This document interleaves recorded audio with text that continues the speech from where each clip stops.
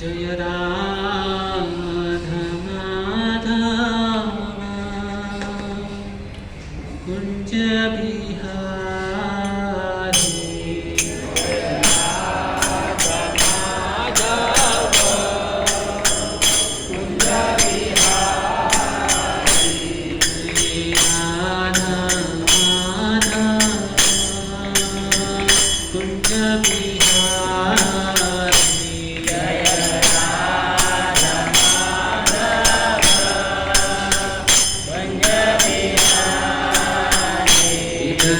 गोपी जन वल्लभा गिरिवरधारी जय गोपी जन वल्लभा गिरिवरधारी जय गोपी जन वल्लभा Girivardhari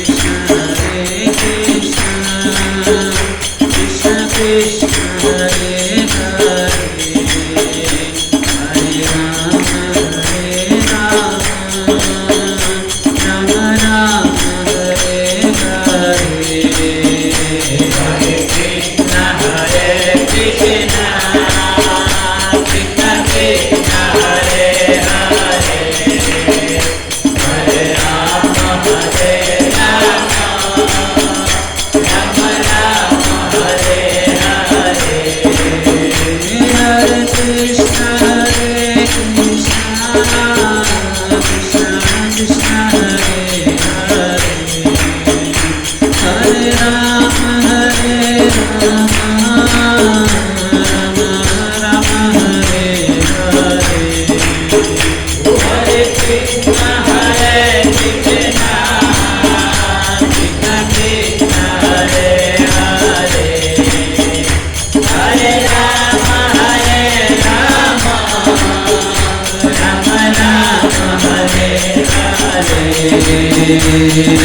Hare Krishna Krishna Krishna Hare Hare Hare Ram Ram Ram Hare Hare Hare Krishna Krishna Krishna Hare Hare Hare Ram Ram Hare Hare Hare Krishna Krishna Krishna Hare Hare Hare Ram Ram Hare Hare Hare Krishna Krishna Krishna Hare Hare Hare Ram Ram Hare Hare Hare Krishna Krishna Krishna Hare Hare Hare Ram Ram Rama Rama Hare Hare Hare Krishna Krishna Krishna Hare Hare Hare Rama Rama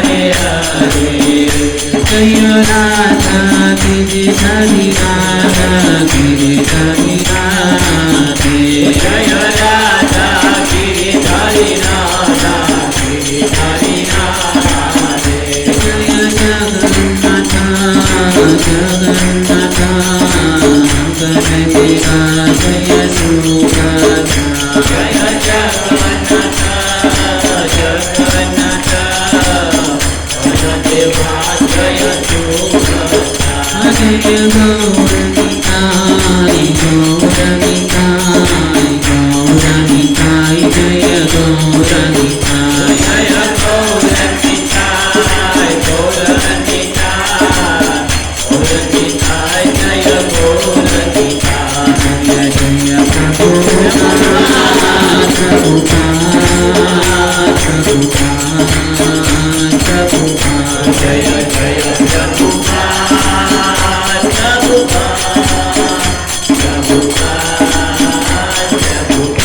Hari Gaur Hari Bol Hari Bol Hari Bol Hari Bol Hari Gaur Hari Bol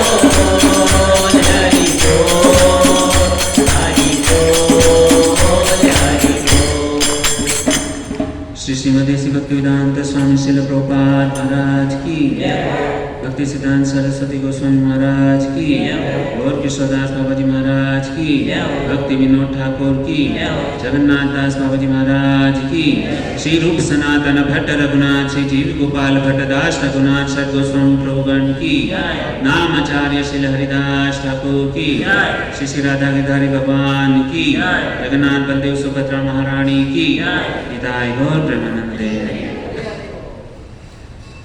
Om Namo Bhagavate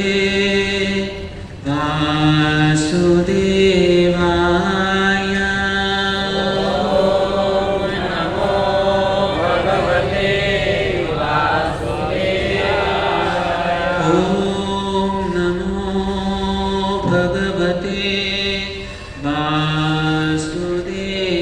Vasudevaya Om Namo Bhagavate Vasudevaya Om Namo Bhagavate Vasudevaya Om Namo Bhagavate Vasudevaya Narayanam Namaskrityam Naram Chaiva Narottamam Devim Saraswatim Vyasam Tato Jayamudiraye Nashtaprayesu Bhadreshu Nashtaprayesu Bhadreshu Nityam Bhagavata Sevaya Nityam Bhagavata Sevaya Bhagavati Uttama Shloke Bhagavati Uttama Shloke Bhakti Bhavati नष्टति भक्तिर्भवति नैष्ठकी ॐ अज्ञानतिमिरान्धस्य ज्ञानाञ्जनशलाकया चक्षुरुन्मीलितं येन तस्मै श्रीगुरुवे नमः श्रीचैतन्यमनोभीष्टं स्थापितं येन भूतले स्वयं रूपा कदा मह्यं ददाति स्वपदान्तिकं वन्देऽहं श्रीगुरु श्रीयुतपदकमलं श्रीगुरून् वैष्णवांश्च श्रीरूपं साग्रजातं सहगण रघुनाथं वितन्तं सजीवम् साद्वैतं सावधूतं परिजनसहितं श्रीकृष्णचैतन्यदेवं श्रीराधा कृष्णपादान् सहगणललिता श्रीविशाखान्वितंश्च हे कृष्णा करुणा सिन्धु दीनबन्धु जगत्पते गोपेश गोपिकान्त राधाकान्त नमोऽस्तुते तप्तकाञ्चन गौराङ्गी श्रीराधे वृन्दावनेश्वरी वृषभानुसुते देवी प्रणमामि हरिप्रिये वाञ्छाकल्पतरुभ्यश्च कृपा सिन्धुभ्यैव च पतितानां पावनेभ्यो वैष्णवेभ्यो नमो नमः जय श्री कृष्ण चैतन्य प्रभु नित्यानंद श्री अद्वैत गदाधर श्रीवासादि गौर भक्तवृंद हरे कृष्णा कृष्णा कृष्णा हरे हरे हरे राम राम राम हरे हरे।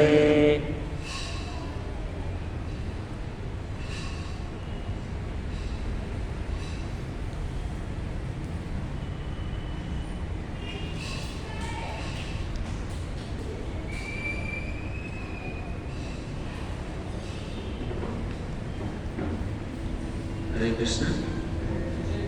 तो यहाँ पर उपस्थित इस अंतर्राष्ट्रीय कृष्ण भावना ग्रुप की ओर से इस बुधवारीय प्रोग्राम के अंदर पधारे हुए सभी भक्तजनों का हार्दिक स्वागत है। देखिए भक्तों, अभी हमने यहाँ पर बहुत ही सुंदर तरीके से भगवान के नाम का कीर्तन किया। तो जिन लोगों ने भगवान के नाम का जप किया उनका धन्यवाद, और जिन भक्तों ने अपने मुखारविंद से भगवान का नाम उच्चारण नहीं किया उसका विशेष रूप से धन्यवाद। क्यों विशेष रूप से धन्यवाद? क्योंकि जिन्होंने भगवान का नाम उच्चारण नहीं किया उनसे बोला नहीं, लेकिन कानों से श्रवण तो किया। श्रवण करना वो बहुत बड़ी बात है। तो ऐसे कहा जाता है कि श्रवण जो है ना, भक्ति के अंदर बहुत ही महत्वपूर्ण चीज़ होती है। तो श्रवण करने से, भगवान के नाम का कीर्तन सुनने से, गाने से उसके जीवन में क्या होता है? मंगल होता है। जैसे रामायण के अंदर आता है, मंगल भवन मंगलहारी। यदि कोई भी व्यक्ति भगवान के नाम का जप करता है, कीर्तन करता है, सुनता है ना, तो उनके जीवन में क्या होता है? मंगल ही मंगल होता है। और दूसरा क्या कहते हैं? अमंगलहारी। उसके जीवन में जितना भी अमंगल होता है ना, तो भगवान का नाम का उच्चारण करने मात्र से सारे अमंगल दूर हो जाते हैं। तो इसके लिए सभी भक्तों को प्रयास करना चाहिए कि भगवान के नाम का कीर्तन जोर जोर से करना चाहिए। ठीक है? तो देखिए, हमारे हृदय के अंदर कलमश भरे हुए हैं। यह शरीर, मन के अंदर बहुत सारे गंदे गंदे विचार हैं, कामनाओं से भरा हुआ है। तो कहा जाता है भक्तों कि हम प्रतिदिन इस शरीर को साफ करते हैं ना। किसके द्वारा साफ करते हैं शरीर को? पानी और साबुन के द्वारा। रोज सुबह को उठ करके हम पानी और लक्स और वगैरह जो भी साबुन है उससे हम हमारे शरीर की गंदगी को साफ करते हैं। तो ठीक उसी प्रकार से भक्तों, हम 84 लाख योनियों में भटकते हुए इस मनुष्य जीवन के अंदर आए हुए हैं। तो शरीर की जो सफाई होती है वह साबुन और पानी से हो सकती है। तो हमारे मन के अंदर भी बहुत सारा कलमश भरा हुआ है, पापों से भरा हुआ ये मन है, हृदय है। तो उसको सफाई करने से कैसे करेंगे सफाई? क्या हम इस मन को अंदर जो कलमश भरा है, बराबर हृदय के अंदर, उसको लक्स साबुन है उसको खाने से सफाई हो जाएगा? नहीं ना। शैम्पू की बोतल पीने से साफ हो जाएगा मन का कचरा? नहीं। तो उसको सफाई कैसे करें? तो जैसे शरीर को साफ करने के लिए लक्स साबुन की आवश्यकता होती है, पानी की आवश्यकता होती है, तो उसी प्रकार से ये जो मन के अंदर जो कचरा भरा हुआ है ना, एक दूसरे के प्रति द्वेष भरा हुआ है, काम भरा हुआ है, क्रोध भरा हुआ है, तो उस कचरे को साफ करने के लिए क्या करना चाहिए? महामंत्र का जाप। हरे कृष्णा कृष्णा कृष्णा हरे हरे, हरे राम राम राम हरे हरे। श्रीमद् भागवत के अंदर 12वें स्कंद के अंदर बहुत ही सुंदर एक श्लोक है, यन्नाम श्रुति मात्रेना उमान भवति निर्मला। भागवत में दुर्वासा मुनि के द्वारा यह श्लोक उच्चारण किया गया है। वह कहते हैं कि जो भी कोई व्यक्ति भगवान के नाम का यह जप करता है उसके जीवन के अंदर क्या होता है? मंगल, उसका जीवन मंगल हो जाता है, जीवन पवित्र हो जाता है, और हृदय के अंदर जो कलमश भरा हुआ है वह क्या हो जाता है? नष्ट हो जाता है। तो यह है भगवान के नाम के जप की महिमा, है ना। तो जब भी हम, और ये बहुत ही सुंदर पावन महीना है, सबको पता होगा कि यह जो महीना है कौन सा महीना है? पुरुषोत्तम मास। ऐसे देखा जाए तो साल के अंदर 12 महीना होते हैं, बराबर, लेकिन यह जो मास है वह क्या है? पुरुषोत्तम मास। तो आज के दिन इसको अधिक मास कहा गया है, दूसरा उसको मल मास भी कहा गया है। यह जो अधिक मास है ना भक्तों, वह ऐसे देखा जाए तो इसको मल मास कहते हैं। मल मास क्यों कहते हैं? क्योंकि कहा गया है कि इस महीने में एक भी शुभ मुहूर्त नहीं होता। इस मास के अंदर कुछ भी शुभ मुहूर्त नहीं है, इसके लिए उसको मल मास कहा जाता है ना। एक भी तिथि नहीं है इस महीने के अंदर, तो इस मास को क्या कहा गया है? मल मास। कुछ भी अच्छा कार्य इस महीने में नहीं करते। जैसे आप सब लोग दुकान का अपनी घर खरीदना, यह सब जो भी कार्य है इस महीने के अंदर कोई भी नहीं करते। क्यों? क्योंकि यह क्या है? मल मास है, अधिक मास है। तो अधिक मास के अंदर ये नहीं होता। तो अधिक मास आया कैसे? ऐसे तो साल के 12 महीना है, जनवरी, फरवरी, मार्च, अप्रैल, मई, जून, जुलाई, अगस्त, सितंबर, अक्टूबर, नवंबर, दिसंबर, है ना। 12 महीना होता है। हम लोगों ने अभी तक ये सुना, लेकिन ये 13वां महीना अचानक से कहाँ से टपक गया? तो भक्तों, हमारा जो वैदिक कैलेंडर होता है ना, उसके अंदर दो चीज है। एक तो वैदिक कैलेंडर कैसे होता है कि सूर्य की गणना के अनुसार वैदिक कैलेंडर होता है। दूसरा होता है चंद्रमा की गणना के अनुसार क्या होता है? हमारा वैदिक कैलेंडर होता है। तो भक्तों कहते हैं कि यह जो अधिक मास जो है ना, तो उसका आने का कारण क्या है? वह कहा गया है कि 4 साल के बाद में एक लीप ईयर आता है। लीप ईयर जानते हो ना सब लोग? लीप ईयर कैसे है कि जैसे फरवरी जो महीना होता है जनवरी के बाद का, तो उसके अंदर 28 दिन होता है, लेकिन लीप ईयर के अंदर क्या होता है? फरवरी महीने के अंदर 29 दिन हो जाता है। ठीक है, तो एक दिन बढ़ गया। तो सूर्य की गणना के अनुसार साल के 365 दिन और 465 दिन और एक चौथाई भाग होता है सूर्य की गणना के अनुसार, 1/4 भाग। और कहा गया कि चंद्र की गणना के अनुसार साल के 354 दिन होते हैं और आधा दिन होता है। किसके अनुसार? चंद्र की गणना के अनुसार 354 दिन और आधा दिन।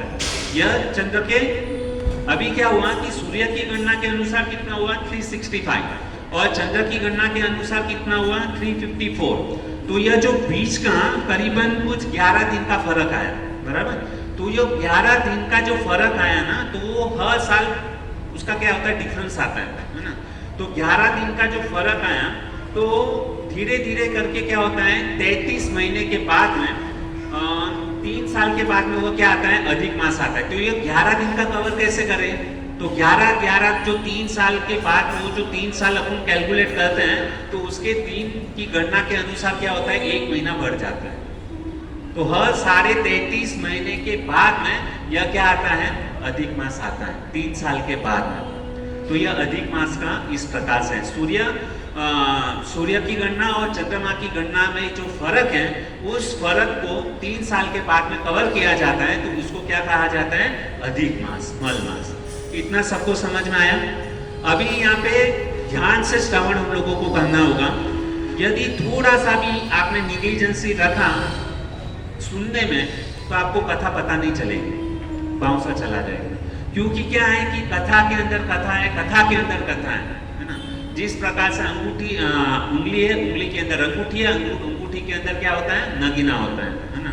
तो यदि कथा श्रवण नहीं करेंगे तो नगीना तक पहुंच नहीं पाओगे, केवल उंगली तक पहुंच पाओगे। हमको कहाँ पर पहुंचना है, नगीना तक, है ना। तो बहुत ही सुंदर यह अधिक मास की कथा है कि पुरुषोत्तम मास की क्या महिमा है ना। पुरुषोत्तम मास है ना, इसको भगवान ने अपना नाम दिया है।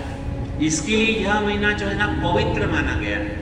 तो इस महीने में क्यों पवित्र माना गया है, क्या कथा है इसकी, तो उसके बारे में हम विस्तृत रूप से हम श्रवण करने का प्रयास करेंगे। देखिए भक्तों, हमारे पास समय बहुत कम है, 9:15 बजे तक का टाइम है। 9:15 बजे तक हम जितना भी श्रवण कर पाएंगे उतना श्रवण करेंगे। बाद वाली कथा जो है नेक्स्ट वेडनेसडे को श्रवण करेंगे, है ना। तो ध्यान से सुनना है, दोनों कान को खुला रखना है ना। हमारे मन को किधर भी भटकाना नहीं है, क्योंकि यह जो मैं आज अधिक मास की जो कथा कहने जा रहा हूँ, वो उसकी बहुत बहुत बहुत बहुत बहुत होता है। जिस प्रकार से 12 महीने होते हैं, 12 महीने के अंदर कुछ जो दिवाली का महीना है, कार्तिक महीना, उसको हम ज्यादा पवित्र मानते हैं, दीपावली के महीने को, कार्तिक महीना को। तो यह जो अधिक मास है, भगवान ने इसको 16 गुना सर्वश्रेष्ठ माना। भगवान ने क्या किया है, इस महीने को विशेष महत्व दिया है।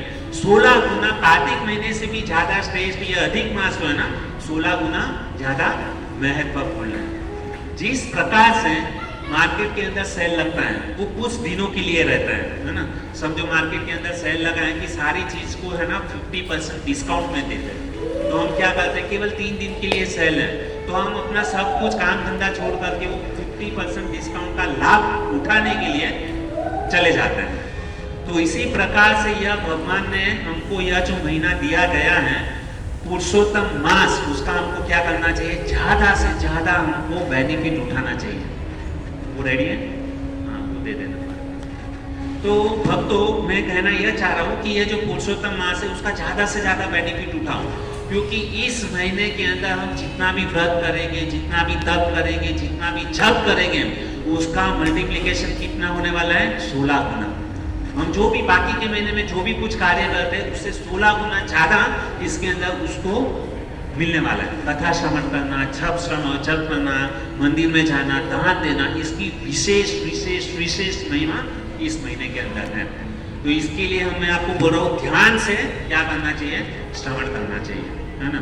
कथा के अंदर कथा आएगी। तो यहाँ पर जो पोस्टर बना है तो रेडी है तो दे दीजिए हमारे पास में। अच्छा, एक ही के अंदर कर दिया है कि अलग अलग? एक में, हाँ, तो पोस्टर दे दीजिए।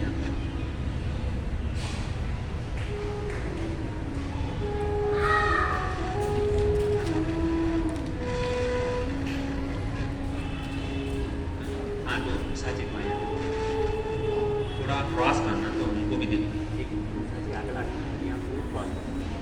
मैंने पर देखा यस, हाँ यस, और थोड़ा बीच एकदम वहाँ पे चले जाओ, जो माता जी है ना चेयर पे बैठी है, वहाँ पे चले जाओ।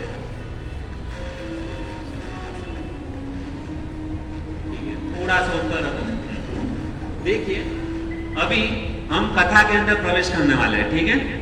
यह सब चीज इसके लिए मेहनत करके बनाया गया है ताकि हम अच्छी तरीके से समझ सके, है ना। अधिक मास का विशेष महत्व है ना।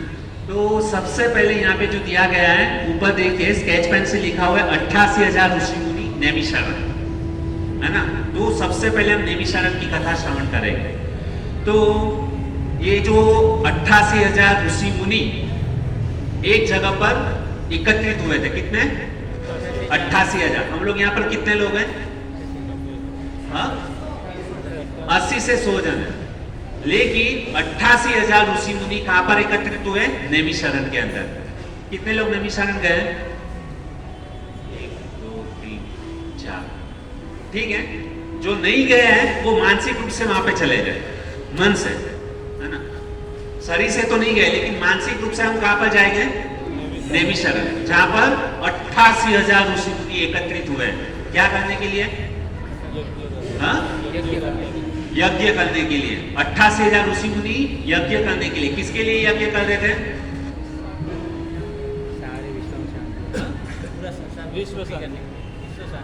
विश्व शांति के लिए। ठीक है, देखिए 88,000 ऋषि मुनि यज्ञ करने के लिए उपस्थित हुए थे वहां पर। लेकिन जैसे ही सूत गोस्वामी वहां पर आए, है ना, तो सारा वो जो हवन यज्ञ, जगत विश्व की शांति के लिए वो यज्ञ कर रहे थे, है ना। लेकिन जैसे ही वहां पे उनको पता चला कि यहाँ पर सूत गोस्वामी आए हैं, तो सूत गोस्वामी जैसे ही वहां पर आए तो सारे यज्ञ जो चल रहा था ना, उसके अंदर पानी डाल दिया। क्या डाल दिया? पानी। यज्ञ बंद। क्यों यज्ञ बंद किया? यज्ञ की तो विशेष महिमा है, हम स्वाहा स्वाहा स्वाहा करते हैं। लेकिन जैसे ही 88,000 ऋषि मुनि देखे कि सूत गोस्वामी वहां पर आए हुए हैं, तो यज्ञ क्या किया? बंद किया। सूत गोस्वामी को व्यासपीठ के ऊपर बिठा दिया, और सूत गोस्वामी को जैसे व्यासपीठ के ऊपर बिठाया, और नीचे सब लोग 88,000 ऋषि मुनि नीचे बैठे हुए हैं, जैसे आप लोग यहाँ पर बैठे हुए हैं ना, उस प्रकार से। तो भक्तों, हुआ क्या कि 88,000 ऋषि मुनि नीचे बैठे हैं, और सूत गोस्वामी क्या है? व्यासपीठ के ऊपर बैठ के कुछ बोलने वाले हैं। क्या बोलेंगे? कि जो आने वाले विश्व के अंदर, है ना, तो जगत की शांति के लिए क्या करना होगा, क्योंकि आने वाले कलयुग के अंदर कलह होगा, दोष होगा, पाप होगा। लेकिन उसकी मुक्ति के लिए क्या करना चाहिए, क्या उपाय होना चाहिए, उसके लिए ये सूत गोस्वामी क्या करने वाले? प्रवचन देने वाले। तो सारे 88,000 ऋषि मुनि बैठे हैं। जैसे आज हम यहाँ पर देख रहे हैं कि यहाँ पे बहुत ही सुंदर प्रवचन सुनने के लिए बहुत ही सुंदर व्यवस्था की गई है। जैसे यहाँ पे माइक लगाया गया है, स्पीकर लगाया गया है, यहाँ पे मिक्सर लगाया है। लेकिन उस समय वहाँ पर स्पीकर नहीं था, माइक नहीं था, मिक्सर नहीं था। लेकिन क्या होते हैं? सूत गोस्वामी अकेले बोल रहे हो, कितने लोग सुन रहे हैं? 88,000 सुन रहे हैं। आप बोलोगे यहाँ पे इतना मिक्सर लगाया है, माइक लगाया है, स्पीकर लगाया है, लेकिन फिर भी सुनने में तकलीफ हो रहा है। लेकिन वहाँ पर इतने सारे लोग एकत्रित हुए हैं, लेकिन कुछ स्पीकर नहीं, कुछ भी माइक नहीं, तो आप लोग कहेंगे कि उनको सुनाई कैसे दिया? उस समय जो सूत गोस्वामी जब भी बोल रहे थे भागवत कथा के ऊपर, है ना, तो उन लोगों को क्या था? उनकी जो बुद्धि थी ना, एकदम शार्प थी, हमारी तरह नहीं थी। उनके कान भी एकदम ध्यान से, ऐसा लग रहा था कि वहां पे एक सुई की नोक भी गिरे ना, तो भी आवाज आ जाए, ऐसा वहां पे मतलब क्या था? स्थान था। तो बहुत ही सुंदर सूत गोस्वामी क्या है? कथा कर रहे हैं। कौन सी कथा कर रहे हैं? अभी दूसरी कथा आएगी। दूसरी क्या है?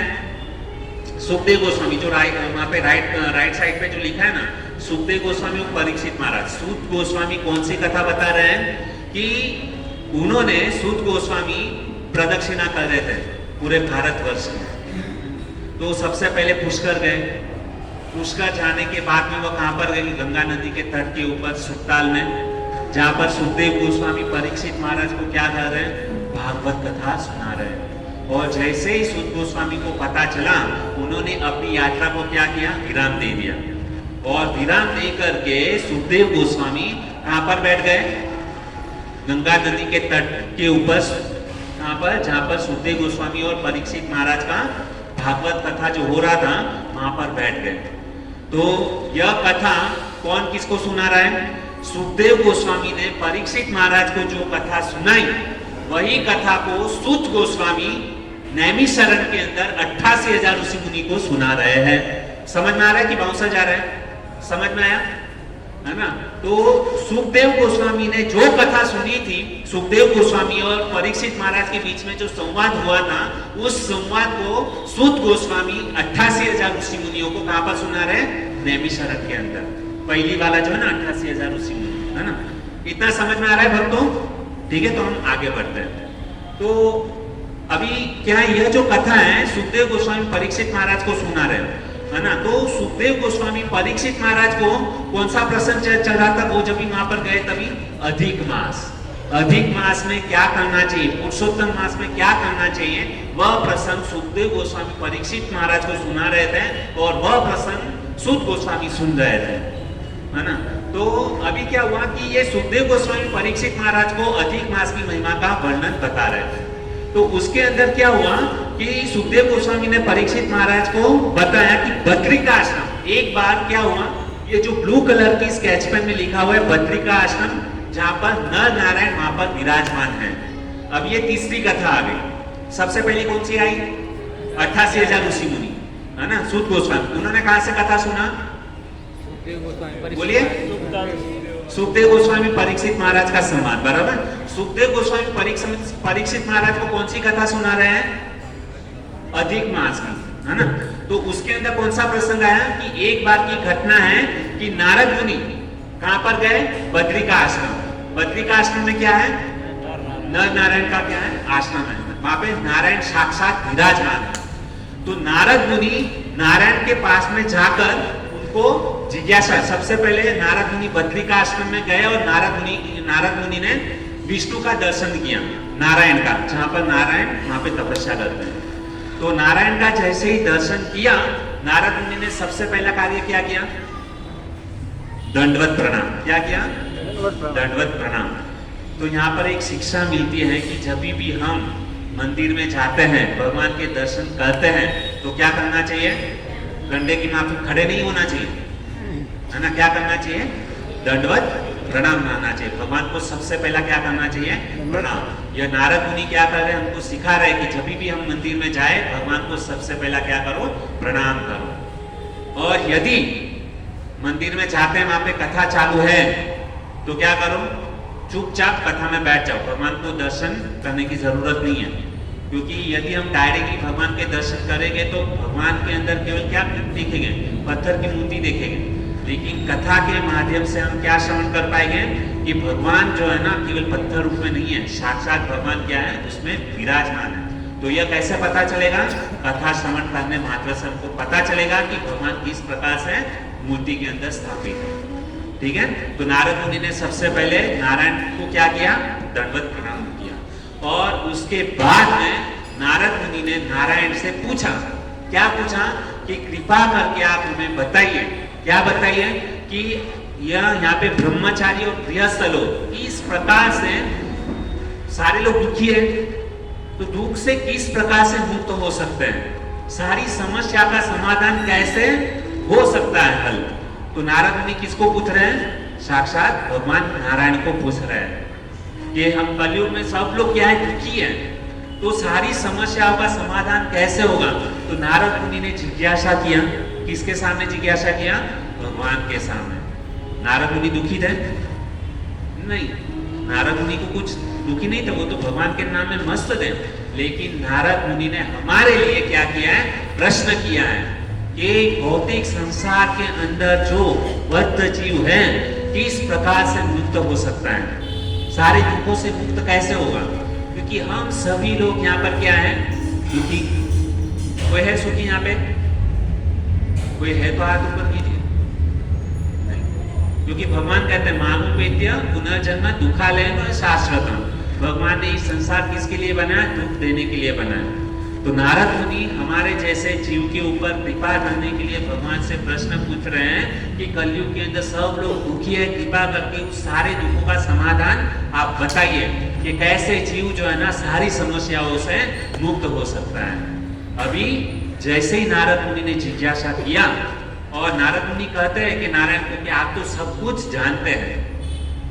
जब भी हम किसी महान भक्त के पास में जब भी जाते हैं, तो तभी उनसे क्या करना चाहिए, जिज्ञासा करना चाहिए। कैसे जिज्ञासा करना चाहिए, ऐसे जिज्ञासा नहीं करना चाहिए कि हमको सब कुछ पता है, अहंकारवश नहीं, नम्रतावश प्रश्न पूछना चाहिए। तो नारद मुनि ने क्या किया, नारायण को पूछा कि आप सब कुछ जानते हो, कृपा करके आप हमें बताइए कि बद्ध जीव किस प्रकार से सारी समस्याओं से दूर हो सकता है।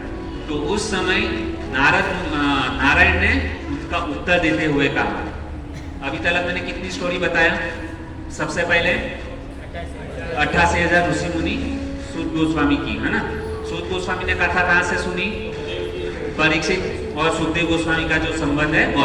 सुखदेव गोस्वामी कौन सी कथा बता रहे हैं? अधिक मास की, बराबर। हाँ, तो सुखदेव गोस्वामी अधिक मास की कथा बताते हुए कहाँ पर पहुंच गए? बद्रिकाश, है ना। वो कहाँ पर है? बद्रिकाश, ठीक है। तो अलकनंदा जो नदी है ना, अलकनंदा नदी के पास में बद्री का आश्रम है। अलकनंदा नदी कहाँ से आई? भगवान के चरणों से, जो गंगा नदी बहती है ना, इस प्रकार से। ठीक है, चलेगा। नहीं रुकेगा वो, नहीं जाने दो। बस अभी खाली है ना, वो साइड पकड़ के रखो। हाँ बस। अभी यहाँ पे ये जो ग्रीन पेन से लिखा हुआ है ना, अभी नारायण भी कौन सी कथा बता रहे हैं? नारद मुनि को अधिक मास की, अधिक मास का महत्व बता रहे। कौन बता रहे? नारायण। किसको बता रहे हैं? तो इतना समझ में आ गया, है ना। अभी नारायण अधिक मास की महिमा बताते हुए क्या बोलते हैं कि एक बार की घटना है। नारायण मुनि ने क्या कहा? नारायण क्या कहते हैं नारद मुनि को कि एक समय की बात है। क्या बात है? कि जब ही महाभारत का प्रसंग आप सबको पता है, अभी क्या हो रहा है? नारद मुनि को बता रहे कि एक बार भगवान श्री कृष्ण, यह कथा वापस कौन बता रहा है? भगवान कृष्ण किसको बता रहे हैं? युधिष्ठिर महाराज को। भगवान कृष्ण किसको बता रहे हैं? युधिष्ठिर महाराज को। तो यह कम से कम 1 2 3 4 चौथा संवाद है ना, 4 कथा है। तो यह जो प्रसंग है, भगवान श्री कृष्ण किसको बता रहे हैं? युधिष्ठिर महाराज। किसकी महिमा बता रहे हैं? अधिक मास का क्या महत्व है वह बता रहे हैं। तो जैसे भगवान श्री कृष्ण युधिष्ठिर महाराज को कहते हैं, वो प्रसंग इस प्रकार से है। युधिष्ठिर महाराज, महाभारत का जब भी प्रसंग था, युधिष्ठिर महाराज शकुनी के साथ में ध्रुव क्रीड़ा खेलने के लिए बैठे हुए थे, है ना। तो उस समय क्या हुआ? युधिष्ठिर महाराज सब कुछ अपना हार गए थे, परिवार को हार गए, अपना सारा धन संपत्ति हार गए, यहाँ तक उनकी जो पत्नी जो थी द्रौपदी, उसको भी क्या हो गए? परास्त कर दिया। और जैसे ही युधिष्ठिर महाराज अपनी पत्नी को हार गए, उस समय दुर्योधन ने इशारा किया दुशासन को, तुरंत ये भरी सभा में, वहां पे सभी लोग बैठे हुए हैं, और दुर्योधन ने दुशासन को इशारा किया कि यह जो द्रौपदी उसका चीरहरण किया जाए। और वहां पे पूरी भरी सभा लगी हुई है। दुशासन जिसके पास में 10,000 हाथी का बल था, है ना, उसने क्या किया? द्रौपदी की साड़ी खींचना प्रारंभ किया।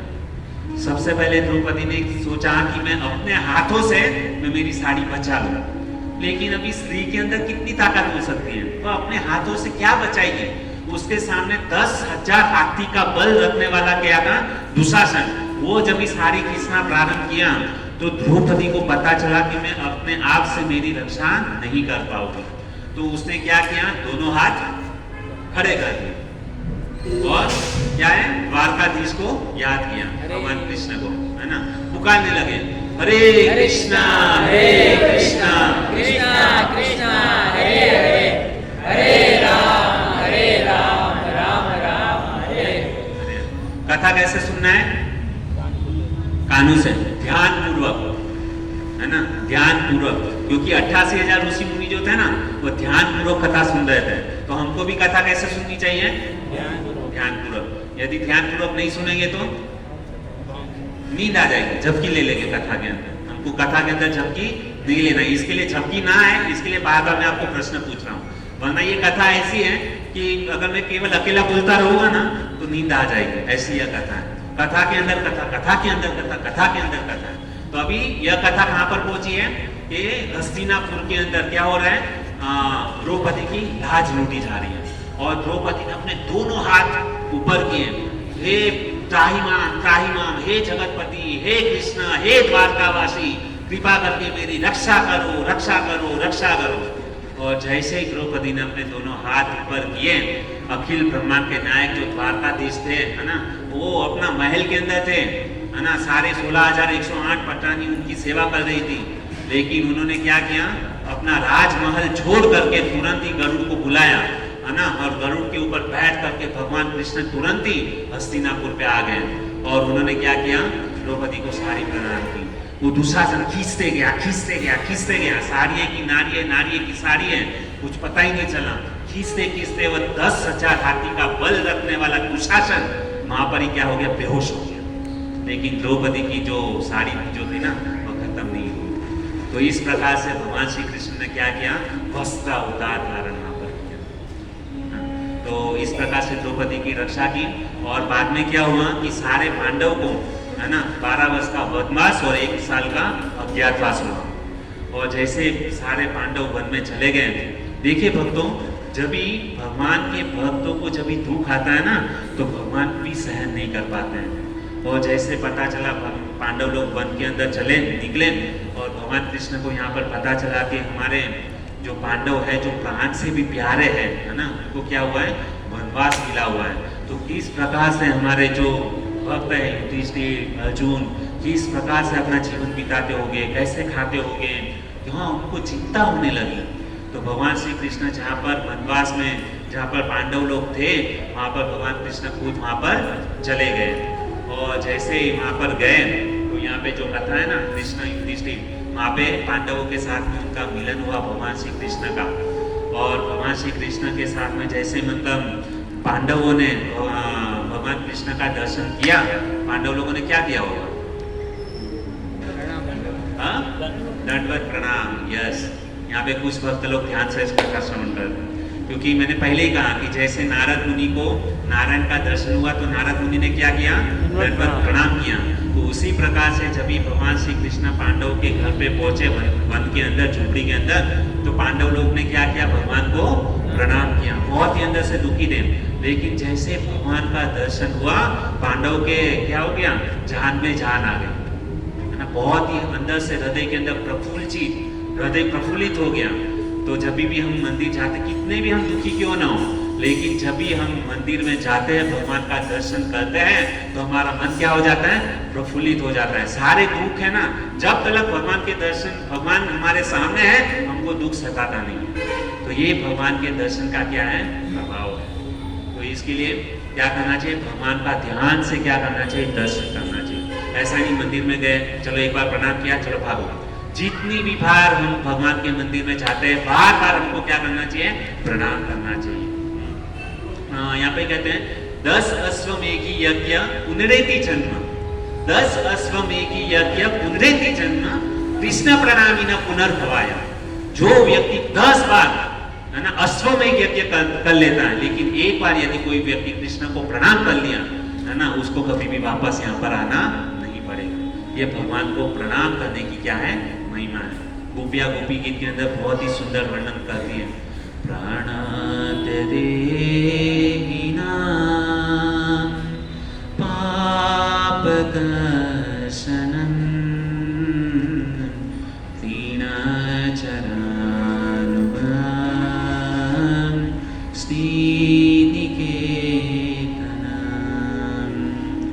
प्रणत देहिनां। गोपिया कहती है गोपी गीत के अंदर, यदि किसी ने एक बार भी प्रणत, इस देहिनाम यानी क्या होता है, इस शरीर से यदि कोई भी व्यक्ति एक बार आपको यदि प्रणाम कर लिया तो वो भव सागर से क्या हो जाएगा, पार हो जाएगा। प्रणत देहिनां पाप दर्शनम, उनके सारे पाप जो है ना वह जलकर क्या हो जाएंगे, भस्म हो जाएंगे। कैसे, केवल एक बार प्रणाम करने मात्र से। आजकल लोग क्या करते हैं, पाप को धोने के लिए कहाँ पर जाते हैं, हरिद्वार गंगा नदी के तट के ऊपर, वहां पे डुबकी मारते हैं और तब जाकर के क्या होता है, हमारे पाप नष्ट होते हैं। लेकिन यहाँ पर भगवान कृष्ण ने श्रीमद् भागवतम के अंदर गोपियों ने इतना सरल उपाय बता दिया कि यदि आपके हृदय के अंदर यदि कितने भी पाप क्यों ना हो, यदि इन पापों का नष्ट करना है तो केवल एक बार भगवान के सामने क्या करो, झुक जाओ। एक बार यदि आपने अपना शीश भगवान के चरणों में झुका दिया, भगवान आपके वश हो जाएंगे, सारे पाप क्या कर देंगे, नष्ट कर देंगे। तो यह है भगवान की प्रणाम की महिमा, है ना। इसके लिए हमको क्या करना चाहिए, वैष्णव को प्रणाम करना चाहिए, भगवान को प्रणाम करना चाहिए, झुकना चाहिए, है ना। तो इस प्रकार से जब भी पांडवों ने भगवान कृष्ण को दर्शन किए तो उन्होंने प्रणाम किया। और प्रणाम करने के बाद में भगवान कृष्ण ने देखा कि हमारे भक्त इस प्रकार से दुखी हैं। हालांकि पांडव दुखी नहीं थे, लेकिन भगवान ने पांडवों की इस दशा को देख करके भगवान के हृदय के अंदर क्या हो गया, दुख होने लगा। और भगवान एक बाजू दुखी थे और एक बाजू क्रोधित थे। किसके ऊपर क्रोधित थे? दुर्योधन के ऊपर, क्योंकि आज दुर्योधन की वजह से पांडवों को वनवास मिला है ना, तो एकदम क्रोधित थे और क्रोध में आकर के वो दुर्योधन को मतलब क्या करते थे, मारने ही वाले थे। लेकिन उस समय पांडवों ने क्या किया, भगवान कृष्ण का गुणगान किया। और जैसे ही भगवान श्री कृष्ण का गुणगान पांडवों ने किया, भगवान का सारा क्रोध जो था ना, वह समाप्त हो गया। भगवान के पास में जब भी जाते हैं, मंदिर में जाते हैं, तो ऐसे खड़े नहीं होना चाहिए। हम केवल भगवान के सामने खड़े होकर के मंदिर में जा करके अपनी डिमांड रखते हैं, पैसा चाहिए, धन चाहिए, पत्नी चाहिए, ये चाहिए, बच्चे चाहिए, वो चाहिए, सब कुछ पूरा लिस्ट रेडी करके जाते हैं। लेकिन भगवान के पास में ऐसे नहीं जाना चाहिए। भगवान के पास में जब भी जाते हो, प्रणाम करो, तो भगवान के गुणगान गाना चाहिए, गोपी गीत गाना चाहिए, जगन्नाथ अष्टकम गाना चाहिए, है ना, भगवान की स्तुति करनी चाहिए। जब भी भगवान के पास में दर्शन करने के लिए जाओ, इस प्रकार से जब भी स्तुति करोगे तो भगवान क्या होगे, प्रसन्न होते हैं। और एक बार भगवान यदि प्रसन्न हो गए ना, तो हमको मांगने की जरूरत नहीं होगी, भगवान ऑटोमेटिक दे देते हैं। और भगवान जब भी देते हैं ना, झपट फाड़ के देते हैं। और भगवान ने जब भी देना चालू किया, तो आप दो हाथ से कितना पकड़ पाओगे? आपकी कितनी ताकत है कि भगवान जब भी देना चालू करेंगे तो आप दो हाथ से पकड़ पाओगे? भगवान देते हैं, झपट फाड़ के देते हैं। और यदि भगवान ने आपसे लेना चालू किया ना, तो आप कितना दे पाओगे? पूरा मतलब कंगाल करके रोड पे छोड़ देंगे। तो लेकिन भगवान ऐसे करते नहीं है। भगवान बहुत कृपालु होते हैं। यदि कोई भी व्यक्ति भगवान की शरण में जाता है, तो अवश्य रक्षिबे कृष्ण, भगवान उसकी क्या करते हैं, अवश्य रक्षा करते हैं। जब भी भगवान के पास में जाते तो उनकी स्तुति करना चाहिए। तो सबसे पहले हमको भगवान को प्रसन्न करना चाहिए। यदि भगवान हमारी स्तुति से प्रसन्न हो गए, तो भगवान सब कुछ दे देंगे। ध्रुव महाराज का एग्जाम्पल श्रीमद् भागवतम के 4वें स्कंद के अंदर आता है। ध्रुव महाराज जब भी भगवान उनके सामने प्रकट हुए, तो ध्रुव की बहुत सारी कामना थी कि मैं इस पूरे भूमंडल का राजा बनूं, है ना, हमारे पिता जो उत्तानपाद है उससे भी बड़ा राज्य मुझे चाहिए। और जब भी भगवान उनके सामने प्रकट हो गए, तो ब्रह्मा से भी बड़ा लोक उनको दे दिया ध्रुव लोक। हालांकि तभी ध्रुव महाराज ने मांगा नहीं, लेकिन जैसे भगवान उनके सामने प्रकट हुए, सारी इच्छा उनकी समाप्त हो गई। और ध्रुव महाराज ये सोचने लगे, मैं आया था एक कांच के टुकड़े के लिए, लेकिन भगवान ने हमको क्या दे दिया, डायमंड कोहिनूर दे दिया। अब भगवान मुझे कुछ भी नहीं चाहिए, बस आप मिल गए, मुझे सब कुछ मिल गया। यह भाव हमारा है। हमको हृदय के अंदर चेक करना चाहिए कि हमारा यह भाव है, भगवान मिल गए तो सब कुछ मिल गया। नहीं, अभी तक यह भक्ति हमारे अंदर जागृत नहीं हुई है। लेकिन ये जितने भी प्रसंग है भक्तों के, उनसे हमको यह सीख मिलता है ना, भक्ति के अंदर क्या होना चाहिए, कुछ भी कामना नहीं होनी चाहिए, सेवा का भाव होना चाहिए। लेकिन हम भगवान के पास में क्या करते हैं, मांगने के लिए जाते हैं। मांगना नहीं चाहिए। भगवान यदि प्रसन्न हो गए ना, तो भगवान ऑटोमेटिक सब कुछ दे देंगे।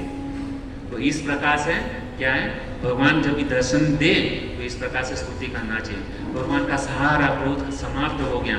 अभी जैसे ही भगवान का सारा क्रोध समाप्त हो गया, तो उस समय कृष्ण जो है ना, यहाँ पर युधिष्ठिर महाराज को कथा बताते हैं कि युधिष्ठिर महाराज को कहते हैं कि तुम्हारे जीवन के अंदर यह दुख इसलिए आया है, पता है आपको? भगवान कृष्ण किसको बताते हैं, पांडव को। युधिष्ठिर महाराज को बताते हैं कि तुम्हारे जीवन के अंदर यह दुख का कारण इस प्रकार से है। भक्तों ध्यान से सुनो, क्या बोल रहे हैं, ध्यान से सुनो। किसके लिए तुम्हारे जीवन के अंदर दुख आया? क्योंकि तुम लोगों ने अधिक मास पुरुषोत्तम महीना का व्रत का पालन नहीं किया, इसके लिए तुम्हारे जीवन के अंदर यह संकट आया। द्रौपदी की लाज क्यों हुआ, चिरहरण? क्योंकि उन्होंने पुरुषोत्तम मास का व्रत का पालन नहीं किया था। पांडवों ने पुरुषोत्तम महीना का व्रत का पालन नहीं किया था, इसके लिए उनके जीवन के अंदर यह दुख आया। यह जो कथा है कौन से शास्त्र में लिखी गई है? पद्म पुराण के अंदर इसका वर्णन है, स्कंद पुराण के अंदर इसका वर्णन किया गया है, नारदीय जो उपनिषद है उसके अंदर यह कथा आती है। तो यह कथा भगवान कृष्ण किसको सुना रहे हैं? पांडवों को सुना रहे हैं कि तुम्हारे जीवन के अंदर दुख का कारण क्या है कि तुम लोगों ने यह अधिक महीना का व्रत का पालन नहीं किया।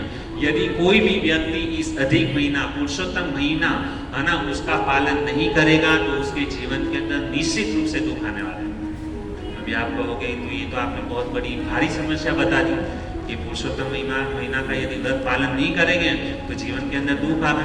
यदि सोचिए, ये प्रैक्टिकल है कि यदि पांडवों के जीवन के अंदर दुख आया, पांडव भगवान के साथ में इतने क्लोज थे, इतना प्रेम था, इतना संबंध था, फिर भी उनके जीवन में इतना दुख आया। क्यों आया? क्योंकि उनने अधिक महीना का पालन नहीं किया।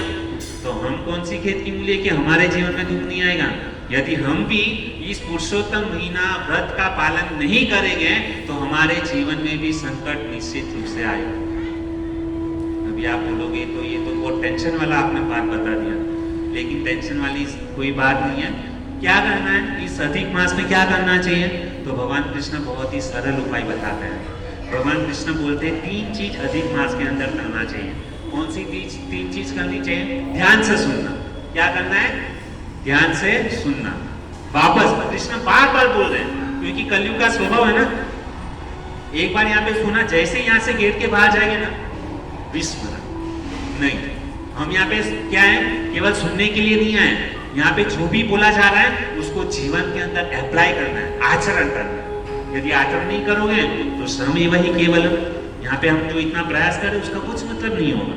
तो 3 चीज करना चाहिए। क्या है? सबसे पहले तीर्थ स्नान। तीर्थ स्थान के अंदर जा करके स्नान करना चाहिए। गंगा, यमुना, सरस्वती, है ना, वृंदावन, मायापुर, पंढरपुर, ये क्या है? अधिक मास के अंदर हमको क्या करना चाहिए? धामवास करना चाहिए।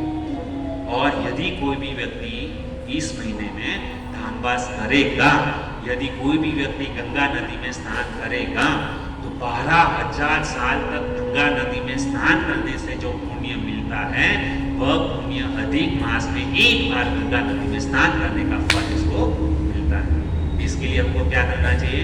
अधिक मास में धाम में जाकर डुबकी लगानी चाहिए। समझ में आ रहा है? पहला चीज क्या बोला? धामवास। ठीक है। आप लोग बोलोगे कि अभी तो मतलब बहुत महंगाई बहुत है, कड़की चालू है, धाम में तो नहीं जा सकते हैं, कुछ जैसे मतलब अधिक मास में कुछ डिस्काउंट दे दो, है ना। तो दूसरा चीज है, यह चीज नहीं कर सकते, कोई बात नहीं। दूसरा चीज क्या है? भगवान के नाम का जप। कैसे करोगे? दोनों हाथ उठा करके, जैसे द्रौपदी ने किया, हरे कृष्णा कृष्णा कृष्णा हरे हरे, हरे राम राम राम हरे हरे। क्या करना चाहिए? भगवान के नाम का जप। यह कर सकते हो कि नहीं कर सकते हो? जोर से, यदि कर सकते हो जोर से बोले हरि बोल, हरि बोल। ठीक है, भगवान नाम की आवाज सुन ली। तो केवल हमको क्या करना है? भगवान के नाम का जप करना है। ऐसे तो कैसे करना है? जैसे दोनों हाथ उठा करके, और हम मुंबई वाले की तो आदत है दोनों हाथ ऊपर उठाने की। कैसे? जैसे हम ट्रेन में सफर करते हैं, बोरीवली से चढ़ के, दहीसर से चढ़ के, विरार से चढ़ के, क्या होता है? जगह ही नहीं मिलती है। हाथ ऊपर नहीं करना है, फिर भी करना पड़ता है ना। ट्रेन में हाथ उठा के, यदि मतलब कितना प्रॉब्लम है, क्योंकि जगह ही नहीं है। हाथ नीचे किए तो गए काम से, है ना। लोग चिल्लाते हैं हाथ ऊपर करो, हाथ ऊपर करो, लेकिन हाथ ऊपर है, ठीक है, लेकिन क्या करना है? महामंत्र जप करना है, भगवान के नाम का जप करना है। भले ट्रेन में हो, हाथ ऊपर है, क्या करो? भगवान का स्मरण करो, नाम जप करो, हरे कृष्णा कृष्णा कृष्णा हरे हरे, हरे राम राम राम हरे हरे। तो जितना ज्यादा करोगे उसका क्या मिलेगा? अधिक मास में यदि भगवान के नाम का जप किया जाए तो उसका हजारों गुना फल मिलेगा। और यदि किसी व्यक्ति ने इस महीने भगवान के नाम का जप कर लिया तो भगवान इतने कृपालु है कि भगवान खुद, जब भी हम मरेंगे ना तो भगवान क्या करेंगे? भगवान खुद आएंगे और आपका हाथ पकड़ करके सीधा गोलोक वृंदावन धाम जाएंगे। ये भगवान, ये सरल उपाय है। केवल हमको क्या करना है? जीवा को हिलाना है। लेकिन हमारा इतना दुर्भाग्य है कि भगवान ने इतना सब कुछ दे दिया है, लेकिन फिर भी हम भगवान के नाम का जप नहीं करते। देखिए यहाँ पे कुछ ऐसे लोग हैं कि घर पे जप नहीं करते, इसके लिए हम क्या करते हैं? जबरदस्ती उनको यहाँ पे बिठा करके कम से कम हफ्ते में एक बार तो भगवान के नाम का जप करेगा। जबरदस्ती पुण्य नहीं करना है, फिर भी इच्छा नहीं है, फिर भी, लेकिन क्या है? ये करेंगे, भले बाय फोर्स कर रहे हैं, लेकिन करेंगे वो बहुत बड़ी बात है ना। तो इतना करने से भगवान क्या करेंगे? भगवान खुद उनको गोलोक वृंदावन धाम में लेकर के जाएंगे। ये 2 चीज हुआ। तीसरा चीज कौन सा क्या करना चाहिए अधिक मास के अंदर? ज्यादा से ज्यादा क्या करना चाहिए? दान देना चाहिए। क्या देना चाहिए? दान, है ना। भक्तों को प्रसाद खिलाओ, मंदिर के अंदर डोनेशन दो। तो इस महीने में यदि कोई भी दान देता है, समझो आपने 1 रुपया दिया तो उसका भगवान कितना गुना वापस देंगे? 1000 गुना। यदि कोई व्यक्ति 1 रुपया देता है तो उसको भगवान 1000 गुना वापस लौटा के देते हैं। और ये कोई फालतू नहीं बोल रहा हूँ, ये हकीकत बोल रहा हूँ। ये हमने हमारे जीवन के अंदर प्रैक्टिकल करके देखा है। यदि किसी ने 1 रुपया भी भगवान को दिया तो भगवान उसको 1000 गुना वापस करके लौटाते हैं। भगवान को कुछ कमी नहीं है, भगवान क्यों रखे भाई आपका रुपया? भगवान के वहां पे थोड़ी ना ही है, क्योंकि जिसकी मतलब जो भगवान है कृष्णा, उसकी पत्नी कौन है? लक्ष्मी जी साक्षात उनकी पत्नी है, तो उसको क्या जरूरत है? लेकिन फिर भी भगवान के भक्त यदि कुछ भी प्रेम से उनको देते हैं ना, तो भगवान उसको क्या करते हैं? स्वीकारते हैं। हम भी देखो, हमारा जो बाप रहता है ना, उसको पुत्र से कुछ अपेक्षा नहीं होती है, है ना। बाप ने समझो पुत्र को 100 रुपया दिया, बराबर। वो बच्चा क्या करेगा? दो बच्चे हैं, दोनों बच्चे को 100 रुपया दिया। एक बच्चा क्या करेगा? उसको उसके यूज करने के लिए दिया है। एक बच्चा क्या करेगा? 100 रुपया खर्च कर देगा सिनेमा जाके पिक्चर देख करके। दूसरा बच्चा क्या करेगा? दुकान जाएगा, मिठाई लेगा, और मिठाई लेकर के सबसे पहले अपने पिता को देगा। तो पिता को कौन सा पुत्र अच्छा लगेगा? मिठाई वाला। हाँ, मिठाई वाला, है ना। जो जिस पुत्र ने मिठाई लाके किसको दी? पिता को अर्पण किया। पिता की हालांकि कुछ जरूरत नहीं है, पिता के पास में बहुत धन संपत्ति बहुत कुछ है उनके पास में, लेकिन फिर भी यदि पुत्र प्रेमवश यदि उनको मिठाई खिलाता है तो पिता का हृदय गदगद हो जाता है और भूख के मारे उसको और मतलब ज्यादा देते हैं। तो उसी प्रकार से भगवान का हृदय भी ऐसा है। भगवान को कुछ जरूरत नहीं है, लेकिन उनके भक्त भगवान, और हालांकि हमको जो भी कुछ दिया है, धन संपत्ति गाड़ी बंगला, किसके द्वारा मिला हुआ है? भगवान के द्वारा ही मिला हुआ है ना। तो भगवान ने हमको जो कुछ दिया है उसमें से यदि थोड़ा सा धन यदि भगवान को दे दें तो भगवान कैसे खुश हो गए? एकदम। और खुश होकर के हमको ढेर भर भर के हमको क्या देंगे? आशीर्वाद देंगे। तो यहाँ पर क्या है? अधिक मास के अंदर भगवान श्री कृष्ण क्या बोल रहे हैं? 3 चीज करने के लिए। सबसे पहला क्या बोला? धामवास, बराबर। दूसरा हरिनाम जप, है ना। तीसरा दान। यह तीनों चीज यदि हम कर पाए तो सबसे वेल एंड गुड। लेकिन 3 में से यदि एक चीज भी किया तो भगवान भी कृपा करता है। ऐसा नहीं कि नहीं करते, है ना। नाम जप नहीं कर पाते तो दान करो, तो ये क्या है? महिमा है। तो भगवान श्री कृष्ण युधिष्ठिर महाराज को इस अधिक मास की महिमा का वर्णन कर रहे कि इस मास में यह करना चाहिए। अभी हुआ क्या कि युधिष्ठिर महाराज ने कहा कि ठीक है, आज से हम क्या करेंगे? इस अधिक मास का क्या करेंगे? व्रत का पालन करेंगे। उन्होंने कहा ठीक है। भगवान ने कहा कि इस महीने का यदि आप पालन करोगे तो आपके जीवन में जितना भी संकट है, सारा का सारा संकट क्या हो जाएगा? चला जाएगा। और उस समय भगवान श्री कृष्ण ने क्या किया था? द्रौपदी को वहां पर अक्षय पात्र दिया था। अक्षय पात्र ने किया कि जब तक उसके अंदर मतलब कुछ भी मतलब भोजन बनाएंगे वो कभी खत्म नहीं होता, चाहे कितने भी हजारों ऋषि मुनि क्यों ना आए, लेकिन वो अक्षय पात्र ऐसा था कि उसमें निकलता ही रहता था। तो अक्षय यानी जिसका कभी क्षय ना हो, अक्षय पात्र। तो प्रभुपाद महाराज की असीम कृपा है कि हमारे इस्कॉन के जितने भी सेंटर हैं, प्रभुपाद महाराज ने उनको अक्षय पात्र दिया है कि यहाँ पे जो भी कोई इस्कॉन के अंदर कथा सुनता है तो वो क्या है? प्रभुपाद महाराज की कृपा से सबको क्या हो रहा है? प्रसाद मिल रहा है ना। तो इस कृपा का हम लाभ ले रहे हैं, तो हम सभी को इसका लाभ उठाना चाहिए। तो यह थी पुरुषोत्तम मास की महिमा। हमारा समय हो गया है, 9:10 हो गए। कथा बहुत है। इसके बाद भी द्रौपदी जो है ना, तो द्रौपदी का चिरहरण भी और उसके जीवन के अंदर संकट भी हुआ, क्योंकि उन्होंने पिछले जन्म के अंदर उन्होंने क्या किया था? यह पुरुषोत्तम मास जो थे, अधिक मास का उन्होंने क्या किया था? अनादर किया था। तो उस अनादर के कारण द्रौपदी के जीवन में दुख आया। तो उसकी कहानी क्या है? और आने वाले बुधवार को यदि मौका मिला तो हम करेंगे, नहीं मिला तो फिर कभी हम उसको श्रवण करेंगे। और यह जो अधिक मास है भक्तों, यह अधिक मास खास करके हमारे पास अभी भी समय है ना। 18 जुलाई से चालू हुआ है। 18 जुलाई से लेके 16 अगस्त तक यह अधिक मास है। जितना भी आपको समय मिले हरिनाम जप कर लो, है ना। जो 1 माला कर रहे 2 माला करो, 2 माला कर रहे 4 माला करो, 4 माला कर रहे 16 माला करो, 16 कर रहे 32 करो, 32 कर रहे 64 करो। जीवन को कभी खाली मत रखो, है ना। ये कैसा है बताएं? अधिक मास। यदि इंग्लिश में यदि इसको सुनेंगे ना तो क्या होगा? एम होगा। अधिक मास यानी अधिक का ए, मास का एम, एम। और दूसरा क्या है, इसका नाम क्या है, पुरुषोत्तम मास। पुरुषोत्तम मास का क्या होगा, पीएम। हम एम पीएम में ये करते हैं ना, 12 घंटे का एम, 12 घंटे का पीएम होता है, बराबर। तो ये अधिक मास में क्या है, एम पीएम, है ना। क्या करना है, सुबह रात क्या करो, 24 घंटा हरे कृष्णा हरे कृष्णा कृष्णा कृष्णा हरे हरे, हरे राम राम राम हरे हरे। देखिए कितना मतलब मैच्योर, हाँ ये मैच हो रहा है ना। अधिक मास का एम और पुरुषोत्तम मास का क्या हो गया, पीएम। तो चाहे आप दिन में हो या रात में हो, यदि कोई भी व्यक्ति इस प्रकार से भगवान के नाम का जप करेगा तो भगवान उसके ऊपर ढेर भर के कृपा करेंगे। उसकी जितनी भी सारी जो भौतिक इच्छा, सारी की सारी मनोकामना पूर्ण होगी। यदि कोई भी व्यक्ति इस महीने के अंदर भगवान के नाम का जप करता है तो जैसे कहाँ पर आते हैं वापस, 88,000 ऋषि मुनियों के पास में। 88,000 ऋषि मुनियों ने जिज्ञासा की थी। क्या जिज्ञासा की थी, कि भौतिक संसार के अंदर सब लोग क्या है, दुखी है। हाँ, तो हम दुखी से सुखी कैसे, सुख कैसे प्राप्त करें, उसका हमको सॉल्यूशन चाहिए। तो 88,000 ऋषि मुनियों ने किसके पास से कथा श्रवण कर रहे थे, सूत गोस्वामी, बराबर। सूत गोस्वामी ने यह कथा कहाँ से सुनी थी, सुखदेव गोस्वामी के पास में, है ना। सुखदेव गोस्वामी किसको कथा सुना रहे थे, परीक्षित महाराज को। लेकिन वहां पर कौन बैठ गए, सूत गोस्वामी, बराबर। अभी सुखदेव गोस्वामी कथा कहाँ से प्रारंभ कर रहे हैं, कि बद्रिका आश्रम है। एक बार नारद मुनि कहां पर गए, बद्रिका आश्रम, है ना, किसको मिलने के लिए, नारायण को मिलने के लिए, है ना। बाद में बद्रिका आश्रम में नारायण जो है वो किसकी कथा कर रहे हैं, अधिक मास की, है ना।